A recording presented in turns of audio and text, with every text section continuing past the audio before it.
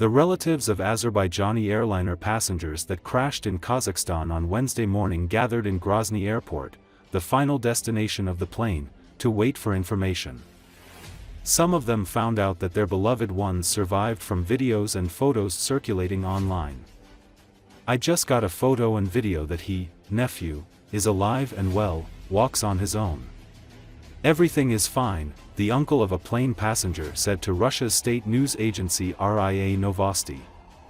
The Azerbaijani airliner with 67 people on board crashed Wednesday in the Kazakhstani city of Aktau, leaving at least 32 survivors, according to officials.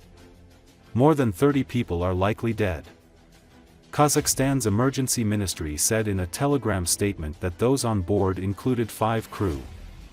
At least 29 have been hospitalized, the ministry told RIA Novosti. Russian news agency Interfax quoted medical workers as saying that 4 bodies have been recovered and emergency workers at the scene as saying that both pilots, according to a preliminary assessment, died in the crash. The Embraer 190 aircraft made an emergency landing 3 kilometers from the city, Azerbaijan Airlines said earlier. The plane was originally scheduled to travel from the Azerbaijani capital of Baku to the Russian city of Grozny in the North Caucasus. According to Azerbaijan Airlines, 37 passengers were Azerbaijani citizens.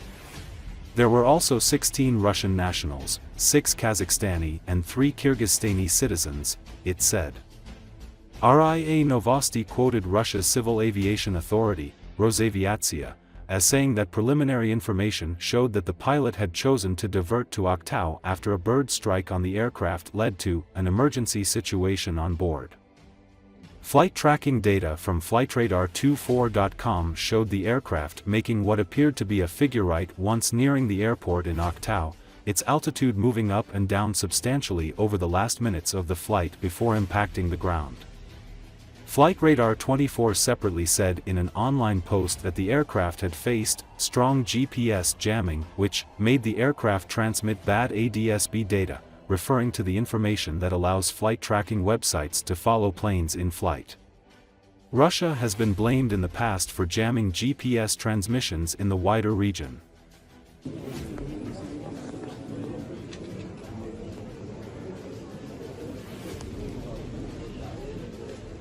Только что фотку отправили, все, видео отправили, все, он жив, здоров, на ногах ходит. Все норма, все отлично. Он сам вам отправил? Нет. Кто Там вам есть отправил? сайтах, наверное, оттуда там вот взяли, отправили. А вам родственник кто-то отправил?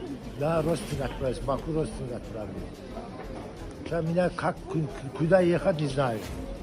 Кому обратиться, куда меня ехать? Казахстан ехать, куда ехать, как с ним встретиться, этого не знаю. И никто ничего не говорит. Вы рады, что ли? Конечно, радость. Кто не рад будет? The number of killed and injured North Korean soldiers fighting alongside Russian forces in Russia's Kursk Oblast has surpassed 3,000, President Volodymyr Zelensky said in a statement shared on Telegram. Zelensky warned of the global risks posed by deepening military cooperation between Moscow and Pyongyang, including the transfer of modern warfare experience and advanced military technology. There are risks of North Korea sending additional soldiers and military equipment to the Russian army, and we will have tangible responses to this, Zelensky said. He added that increased collaboration between Russia and North Korea threatens to destabilize the Korean peninsula and nearby regions. Russia has reportedly deployed about 12,000 North Korean troops to help oust Ukrainian troops fighting in Kursk Oblast since early August. Reports of North Korean troops fighting in Kursk Oblast emerged earlier in November, but Russia reportedly started using them in ground assaults in December. Zelensky also reacted to Slovakia's Prime Minister, Robert Fico's Moscow trip, saying nothing surprises him anymore.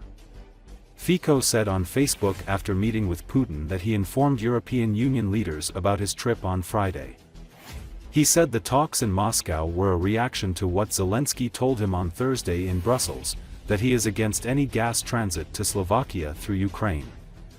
Fico also said that Zelensky is in favor of sanctions against Russia's nuclear program, which he said was unacceptable and against the interest of his country that relies on nuclear energy. Fico said Putin confirmed to him that Russia is still ready to deliver gas to the West.